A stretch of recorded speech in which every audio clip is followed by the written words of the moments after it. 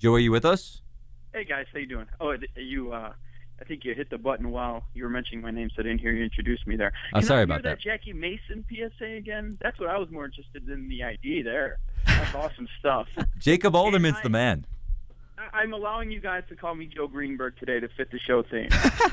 All right, there you go. We got two Greenbergs so far, Joe, and we might have to Joe Greenberg. Joe Greenberg. They call me JG today. JG, but Joe Ostrowski of The Score, a producer. You're cracking us up here, Joe.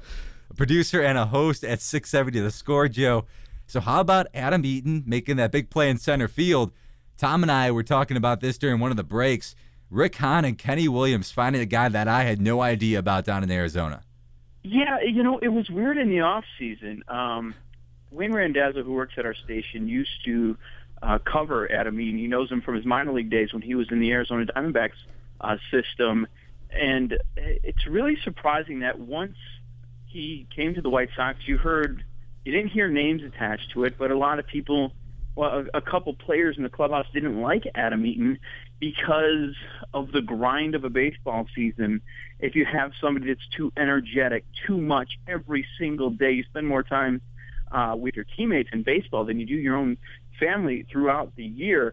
So, but that doesn't seem to be the case, but I think that's a wait-and-see issue because that's really what happened a few years ago with Nick Swisher, and by the end of the year, he was not talking to anybody, but all is right with the world for Nick Swisher since he's left the White Sox. But, I mean, we were talking about it a few weeks ago about how awful De Aza was, and then all of a sudden he's showing his pop. He's the biggest part of the offense so far. I think that's it's interesting. He's up to bat right now, but 3 hits, 3 home runs, and I was mentioned before. Someone on Baseball Tonight called De Aza is going to be a bright spot for this White Sox team this year, and I just remember that conversation where we were just bashing him. So it's been a great start for him. But looking at the Cubs right now, Joe, the pitching's been there so far, but the offense has been inconsistent to say the least. So, what have you taken away from the first 3 games? Well, back to Yazzie for just a quick second. He deserved to be bashed, by the way, especially after what happened last season. There's no doubt in my mind. Yeah, and, he did have some pop. And it wasn't what people wanted because he was the leadoff guy last season. He was so awful in the field.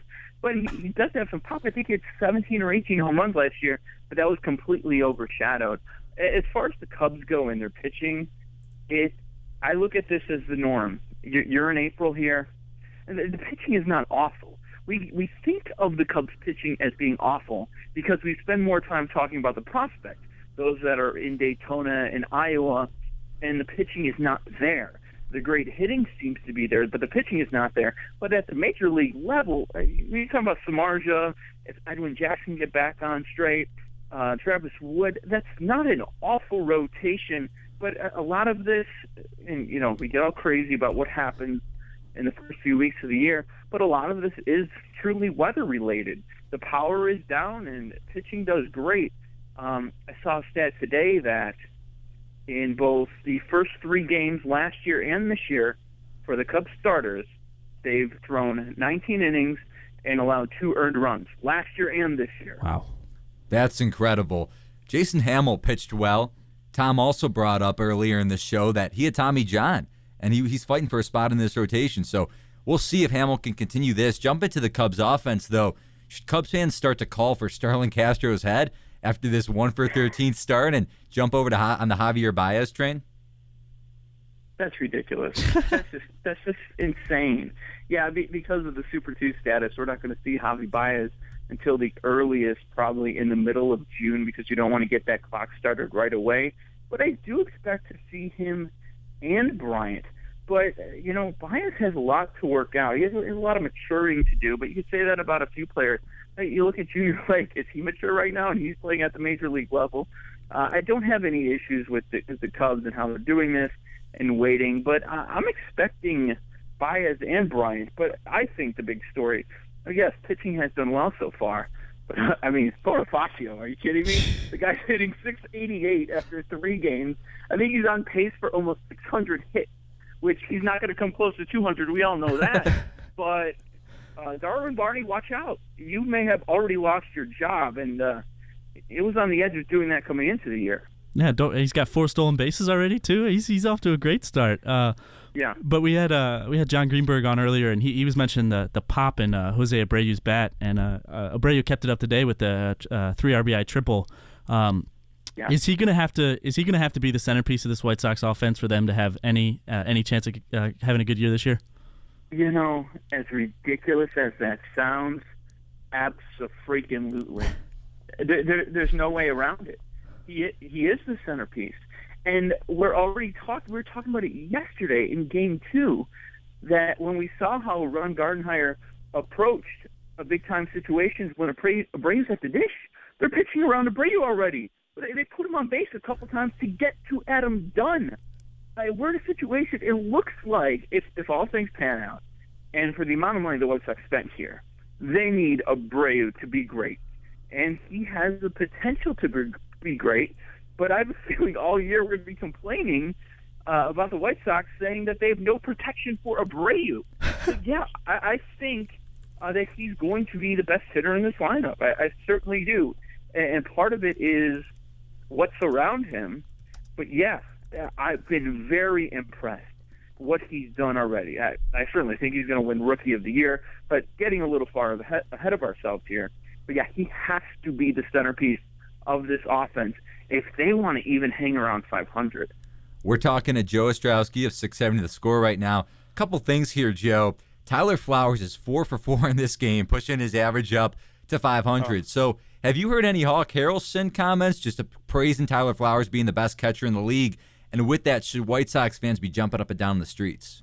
Well, games 1 and 2, I didn't hear the TV broadcast at all because I was working the White Sox radio broadcast. So I was listening to Ed and DJ, and I was at the gym earlier, so it was on mute, so I didn't hear. And I had noticed I would rather hear music than hear Hawk Harrelson. I'm just not a fan at all. He's been done for many years, and unfortunately, he's going to be in the booth until he dies or decides that it's time to go. He said it himself. P-Flow, as far as P-Flow, I am taken aback still. Even though we're first series into the year, I still cannot believe they walked into the season with this guy as their starter. I cannot believe it. I don't care what he does today. But, he's a nice guy, and people suddenly forget that he had a 50-game suspension for PEDs. But that's a whole other issue. Maybe he needs to get back on that. So, no, I'm not buying in. I have not heard Hawk Harrelson or anybody get too crazy about Tyler Flowers. After last year, I don't think that's going to happen. But if they call somebody up, that's certainly going to happen as far as White Sox and catchers. What Hawk Harrelson did say in spring training was, as he always says, he says, the Kansas City Royals are going to be the best team in baseball this year. The upset of the AL Central. But all of a sudden, 2 losses to the Detroit Tigers, Kinsler playing well for Detroit. And Hawk also said today, I was watching some of the broadcasts before we hopped on, he said that the Royals, he was still backing them. He said, tough start for the Royals, but they're still going to be okay this year. Well, guys, he's not the only one. It's been interesting that this seems to be the year that a lot of people are picking them. A lot of baseball people that I do respect, and when they've been picking the AL Central, a lot step it out and saying the Royals. Yeah, we've been hearing it forever. We know about the system forever. Let me see it. And as far as the Sox series goes, and this happens every year, especially when you start off winning your first couple games and everybody just gets a little crazy.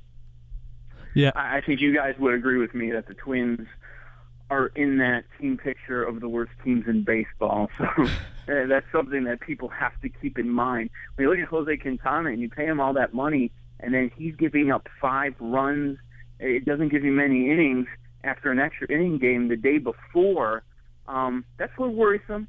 Because you look in the spring and the struggles, and everybody just saying, he was worried about the big-time contract, and that was on his mind. He comes out today. I know the weather may have been an issue. He looked awful against Minnesota, so that's something to keep an eye on. You need that guy to be your second-best pitcher in the rotation. I will come to his defense a little. The defense was a little subpar today, and I think only 2 of those runs were earned. But still, 7 runs against this Minnesota ball club 2 days in a row is unacceptable. I agree. But, Joe, how about the attendance at the White Sox the past 2 days? I think it's been outstanding. What? Outstanding? I'm just pulling Eli's leg. I've been giving him crap all day. Okay, well, here's the thing. I rip on the fans for attendance. I have done that in the past, but I did not rip on them last year. If I were a White Sox fan, there was no way in hell I'm plunking down $1 to see that team and what they were doing, a team that completely gave up. So I didn't blame them last year. Game 1, they actually sold out, and I know a lot of fans were upset because of the security issues. And I guess like in the first or second inning, I was told there were like 1,000 people outside still trying to get in. So there were issues on opening day. Yesterday they said 10,000 people. No way. They said no chance. But it's April. It's freezing. It's a weekday day game. Now, if it's the weekend and this is a situation, even with cold weather, then I'll rip them as the Twins tie at 8 up. Yeah. Oh, damn. This is going to be tough for White Sox fans. Belisario like 350. Yeah, it's. I was hoping for a little more from Belisario too, just because I just picked him up for a holder situation on my fantasy baseball team. Come on, fantasy baseball's the worst. I'm trying to do it this year. Last year, Tom and I both did it for some cash. Maybe not cash. We don't want to promote gambling here. I'll promote the gambling. That's the only reason you play fantasy sports. Do for the gambling. Well, right now I'm just trying to get back into the fantasy baseball groove. Maybe if I do it for a whole season, I'll put some money on it. But looking at the series this upcoming weekend, Joe, Cy Chen's going to be on the bump for the Kansas City Royals. Cy Chen. So what kind of series are you looking at if you're a White Sox fan? Here's the thing, Eli. I think I have to go look up the numbers. And you say Chen, and you get a little scared. I get that, but I think that's gone away over the last couple of years. Now, a few years ago, I was with you. He was going 8-9 innings. He's going to give up 1 run, and then even though his ERA on the year is probably in the 6s, I was with you there. And yeah, it would puzzle me every time the Royals would play the Sox, and the Sox would miss out on Chen. That's the one thing you do if you're the Royals. You make sure that he's pitching against the White Sox every single series. So yeah, that's worrisome. I'd have to look at the data. I don't think it's been as bad over the last couple of years, but who knows? I'm looking forward to see this White Sox team go against some real teams and what happens here. Yeah, I'm not sure. Is that series in Chicago, or are they going to Kansas City? It's in Kansas City. Okay, so they'll actually see fans in the stadium then? Yeah. So I'll be interested to see that, Tom, too. Tom, that's Tom's 4th shot at the White Sox fans during this show. I don't really know what to say to my co-host. Oh, okay, what's acceptable, Tom? What's acceptable? I'm not a Sox fan. I'm just shocked because it's off last year. I understand, and in April, when it's 40 degrees and there's rain and it's 1 o'clock on, what is it, a Thursday, I understand there as well. I just, I would be okay with 10,000 or, I don't know. When no one's in the upper decks and there's 5 people in the outfield, there's no one ever in the upper decks. I got to give the upper deck some credit. It likes to keep its seats empty. It likes to keep its seats. I don't know. I'm just having fun because I've never watched this before. I'm new to White Sox baseball, and this is a little shocking to me. That's all. Who's your team?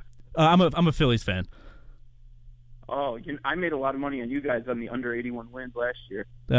You going over or under this year? I think what? I don't remember what it was set at. I'm trying to remember. I think it was around the same, or maybe down to like 78 or 79, maybe even lower. They were feisty in March, getting all mad at Ryan Sandberg. So I don't know what's going to happen there. Joe, can we have you back on the show if you're going to be promoting gambling for the listeners?